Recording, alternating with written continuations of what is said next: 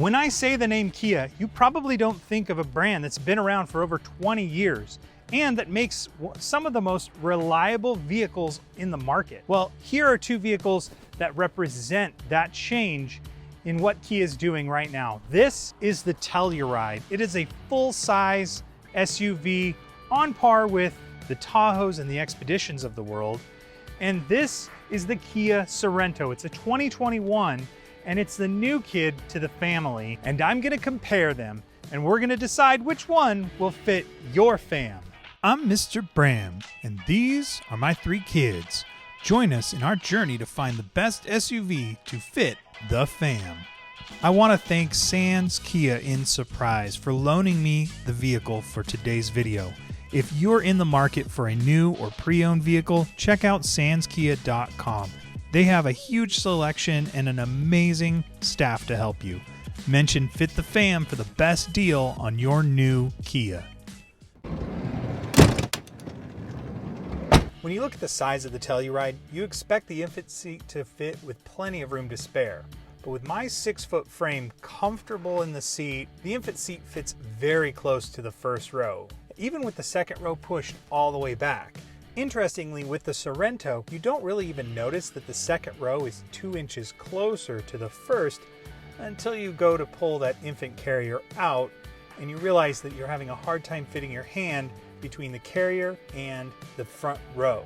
Now, both models tested only have latch on the 2 outboard positions, which makes accessing the child while driving kind of a driver's preference.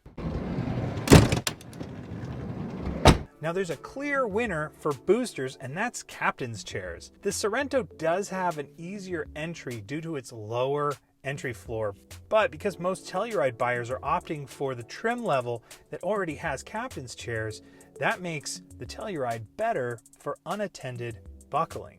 If your child is smaller, the Sorento is going to be a better choice for you because it's easier to get into and it can be trimmed out with captain's chairs.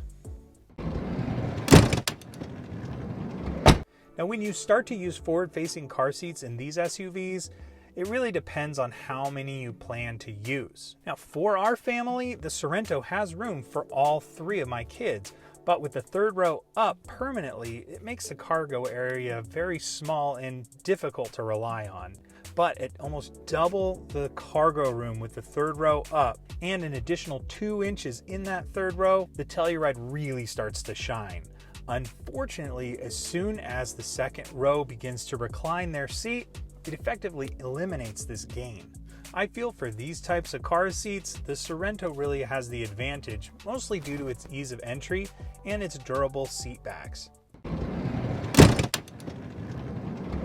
So, which is better? Well, I love the design of the Telluride, and it can be a great SUV for larger families.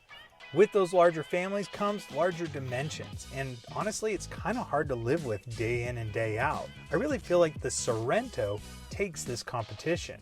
Its features and its size for most 2 and 3 kid families, especially now that you can get captain's chairs in the second row, makes it the best SUV Kia makes in 2021.